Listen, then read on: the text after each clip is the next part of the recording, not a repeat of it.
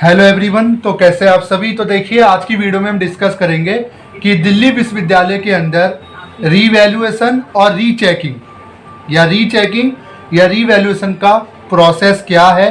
Step by step तरीके से आज हम इन दोनों टॉपिक के ऊपर बात करेंगे एक ही वीडियो में। तो मेरा नाम है विवेक और आप देख रहे हैं कॉलेज अपडेट। तो मेरी कोशिश यही रहती है कि आपको रीवैल्यूएशन और रीचेकिंग दोनों का प्रोसीजर बता पाऊँ, क्योंकि अभी जस्ट रिजल्ट आना शुरू हुए हैं। ज़्यादातर ऐसे बच्चे जिनका रिजल्ट आता है, चाहे वो फाइनल ईयर का हो, सेकंड ईयर का हो या फर्स्ट ईयर का हो, तो जब उनको ये डाउट रहता है कि सर मेरा पेपर काफ़ी अच्छा गया था, मैं तो फेल हो ही नहीं सकता, मैंने इतनी अच्छी से तैयारी की थी बट रिजल्ट जो है वो मेरे मन के मुताबिक नहीं है, तो क्या मैं इसको दोबारा से रीचेक करवा सकता हूँ, क्या मैं इसके दोबारा से रीवैल्यूएशन करवा सकता हूँ या नहीं करवा सकता। आज हम इसी टॉपिक के ऊपर बात करेंगे, तो वीडियो को पूरा देखना, सारी इन्फॉर्मेशन आज मैं शेयर करूँगा।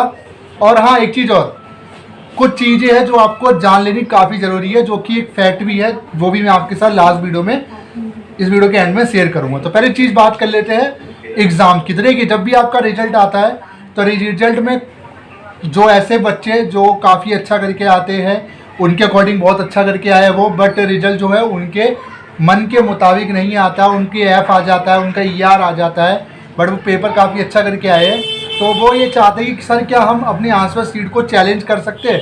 जी हाँ, दिल्ली विश्वविद्यालय के अंदर आपके पास दो ऑप्शन होते हैं, पहला रीचेकिंग का, दूसरा रीवैल्यूएशन का। अब ये दोनों का मतलब क्या है, दोनों का हम जानेंगे इस वीडियो के माध्यम से। पहले हम डिस्कस करते हैं रीचेकिंग। देखिए, रीचेकिंग का जो प्रोसेस है दिल्ली विश्वविद्यालय के अंदर सिंपल सा है। मान लीजिए आपका रिजल्ट आया, रिजल्ट आने के 21 दिन के अंदर आप रीचेकिंग के लिए अप्लाई कर सकते हो। 21 दिन के अंदर डॉक्यूमेंट क्या क्या लगेंगे पहले मैं जान लीजिए, फिर मैं बताऊंगा इसमें होता क्या है, पूरा प्रोसेस है क्या।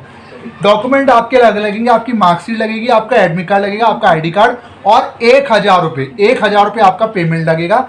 ये तीनों चीज़ ले जाकर आपको नॉर्थ कैंपस विश्वविद्यालय कार्यालय में जाना है।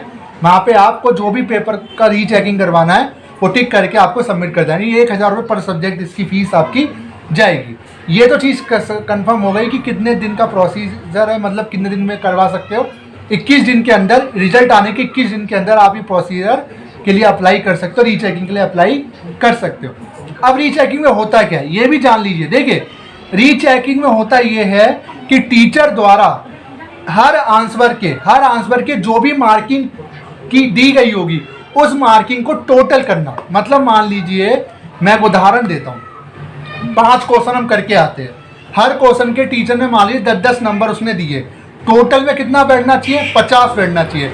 मान लीजिए अगर टोटल में या मूल्यांकन मतलब जहाँ कैलकुलेशन हुआ है उस कैलकुलेशन में अगर कोई मिस्टेक रहती है, मान लीजिए 10-10-10 5 बार करके अगर 50 बनते हैं, पर टीचर ने 35 लगा दिए, 40 लगा दिए, तो रीचेकिंग में क्या होता है, आपकी आंसर शीट को निकाला जाएगा, जो भी आप आंसर आप लिख कर लाए हो उस आंसर शीट को निकाला जाएगा, उसकी जो कैलकुलेशन की जाएगी, बस आंसर नहीं देखे जाएंगे, ये देखा जाएगा कि टीचर द्वारा जो आपको नंबर मिले हैं उनका कैलकुलेशन, यानी उनका जो फाइनल जो नंबर दिया दे रखा है कॉपी में वो ठीक है या नहीं, बस इससे ज़्यादा कुछ नहीं है। या ये भी देखा जाएगा कि क्या कोई आंसर ऐसा तो नहीं जिसमें नंबर देना भूल तो नहीं गए, बस, और इससे ज़्यादा इसमें कुछ है ही नहीं। मतलब अगर टीचर ने एक नंबर भी दे रखा हो उसी को भी वो कैलकुलेट कर देंगे। मतलब ये नहीं वो अपनी तरफ से कोई नंबर आपको बढ़ा दे, नहीं, सिर्फ ये देखा जाएगा कि जिस टीचर ने कॉपी चेक की है उसके द्वारा चेक की गई कॉपी का जो टोटल जो पॉइंट बन रहे हैं, मतलब मान लीजिए जैसे हर एक आंसर के 10-10 15-15 नंबर दिए, टोटल देखा जाएगा कि टोटल कितना होता है। जो राइट होगा मान लीजिए 10-10-10 5 करके जोड़ लीजिए तो 50 होने चाहिए। अगर मान लीजिए आपकी रीचेकिंग में अप्लाई करते हो और ये पाया जाता है कि आपके 30 दे रखे 20 नंबर तो जोड़े ही नहीं गलती से जल्दीबाजी में, तो 20 नंबर आपके जोड़ दिए जाएंगे। बस आंसर से इसका कोई लेना देना है नहीं, टीचर की जो मार्किंग होती है उसी को ही देखा जाता है। तो रीचेकिंग ये है, 21 दिन के अंदर आप इसको करवा सकते हो, नॉर्थ कैंपस जाके 1000 रुपये इसकी फीस जाएगी। अब आ जाते हैं रीवैल्यूएशन। रीवैल्यूएशन का मतलब ये है कि आपकी जो आंसर शीट है उसको दोबारा से एक नए सिरे से एक टीचर चेक करेगा, उससे ज़्यादा भी टीचर उसको चेक कर सकता है। मतलब एक टीचर चेक करेगा उसके बाद दूसरा टीचर भी उसको दोबारा से चेक करेगा। मतलब रीवैल्यूएशन में होता ये है कि पहले तो डॉक्यूमेंट जान लीजिए, फिर मैं बताऊंगा पूरा प्रोसेसर होता है क्या है। डॉक्यूमेंट सिंपल लगेगा, आपका एडमिट कार्ड की फोटोकॉपी, आपकी मार्कशीट की फोटोकॉपी, आपके आधार कार्ड और आइडेंटिटी कार्ड की फोटोकॉपी और 1000 रुपये इसकी फीस जाएगी। ये प्रोसीजर रीवैल्यूएशन आप 15 दिन के अंदर करवा सकते हो। रिजल्ट आने के 15 दिन के अंदर आपके पास टाइम होता है, 15 दिन के अंदर आप रीवैल्यूएशन का प्रोसीजर करवा सकते हो। नॉर्थ कैंपस जाकर इसको आपको फॉर्म सबमिट करना पड़ेगा, जाइए वहां से फॉर्म मिलेगा, सबमिट कर दीजिए भर के जो भी पेपर में आपको करवाना। रीवैल्यूएशन में क्या होता है, ये भी बहुत इंटरेस्टिंग चीज है, मैं आपको बताता हूँ। देखिए रीवैल्यूएशन का मतलब है पूर्ण मूल्यांकन, मतलब शुरू से जो भी नंबर टीचर ने दिए उन सबको काट दिया जाएगा, मतलब नए सिरे से जांच होगी। रीचेकिंग में क्या हो रहा था, रीचेकिंग में सिर्फ ये देखा जाता है टीचर ने जो भी नंबर दिए उनका कैलकुलेशन क्या सही है, मतलब जो उसने जोड़ा है उसमें कोई मिस्टेक तो नहीं है बस। जबकि रीवैल्यूएशन में ऐसा नहीं होता। रीवैल्यूएशन होता ये है कि टीचर ने मान लीजिए आपके कोई कुछ भी नंबर दिए, उन सारे नंबर को काट के दोबारा से एक नया टीचर अपॉइंट किया जाता है, और वो जो नया टीचर होता है उसको दोबारा से बोला जाता है कि आप इसकी कॉपी दोबारा से चेक करो। और मैं एक चीज़ बता देना चाहता हूँ, जो नॉर्मल चेकिंग होती है वो ऐसे होती है, और जो रीवैल्यूएशन की कॉपी चेक होती है वो बहुत ध्यान से होती है। मुझे लगता है आधा 1-1 घंटा टीचर ले लेता है उसको पढ़ने में, क्योंकि आंसर ठीक से पढ़े जाते हैं। क्योंकि आपने रीवैल्यूएशन के लिए अप्लाई किया है और आप ये चाहते हो कि आप दोबारा से जांच कीजिए, आपके जो भी टीचर है आपने उस पर एक ऑप्शन उठा दिया कि ये जो टीचर आपने जिसने भी टीचर ने मेरी कॉपी चेक की है उसने मुझे जानबूझकर फेल किया है। इसी वजह से जो रीवैल्यूएशन का जो प्रोसीजर होता है वो थोड़ा सा अलग होता है। रीवैल्यूएशन में होता है ये सिंपल सा, आपकी कॉपी निकाली जाएगी आंसर शीट, उसमें जो भी नंबर दे रखे होंगे टीचर ने उन सबको काट दिया जाएगा, हटा दिया जाएगा। नए सिरे से जो भी टीचर अपॉइंट किया जाएगा वो टीचर अपने अकॉर्डिंग नंबर देगा।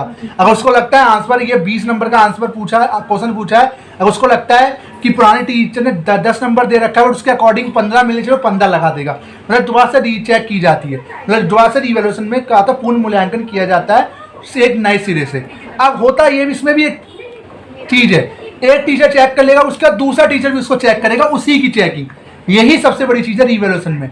अब रीवैल्यूएशन का नियम क्या कहता है, रीवैल्यूएशन का नियम ये कहता है कि इसमें गारंटी नहीं है कि आप पास ही हो जाओगे। जी हाँ, अब मैं बता रहा हूँ इसका नियम क्या। देखिए रीवैल्यूएशन का जब भी रिजल्ट आता है तो 2 लिस्ट निकाली जाती है, एक होती है नो चेंज, एक होती है रिवाइज। रीवैल्यूएशन का नियम ये कहता है कि या तो आपके नंबर बढ़ जाएंगे या तो घट जाएंगे। मतलब सिंपल सी बात है, मान लीजिए पहले टीचर ने किसी क्वेश्चन के नंबर आपके 15 दिए किसी आंसर के, तो दोबारा अगर आप उसको जांच करवा तो हो सकता है वो 10 नंबर दे, क्योंकि उसके अकॉर्डिंग वो 10 का है, बट पुराने वाले ने उसके 15 दिए। तो ये चीज़ बता रहा हूँ, या तो नंबर बढ़ जाएंगे या घट जाएंगे या एज इट इज रहेंगे। मतलब जो भी टीचर ने पहले चेक किया वो एज इट इज ही हो सकते हैं कि हाँ आप फेल है तो फेल ही रहेंगे। ठीक है, 5 से 10% का जो मार्किंग रहती है वो बढ़ा दी जाती है। अमूमन देखा गया है कि मान लीजिए आपके अगर 40 नंबर पे अगर आप पास हो रहे हो, अगर आपके 35 है तो रीवैल्यूएशन में देखा गया है कि 5% नंबर ग्रेस के दे दिए जाते हैं, ये देखा गया है। बट अगर आपके काफ़ी कम है, ऐसी कंडीशन में आपको पास नहीं किया था। बट इसमें भी एक खेद यही है, रीवैल्यूएशन का जो पॉइंट यही कहता है कि या तो नंबर हम बढ़ा देंगे या तो घटा देंगे या एज इट इज रहेगा, या तो पास हो जाओगे या फेल हो जाओगे। सिंपल सी बात है, यानी रीवैल्यूएशन में कोई गारंटी नहीं है, डिपेंड करता है आपके ऊपर कि क्या आप जो आंसर करके आए हो, अगर आपके अकॉर्डिंग वो आप पूरी तरीके से ठीक थे तभी आप रीवैल्यूएशन के लिए अप्लाई करें। तो रीवैल्यूएशन का जो प्रोसेस है 15 दिन के अंदर आप कर सकते हो।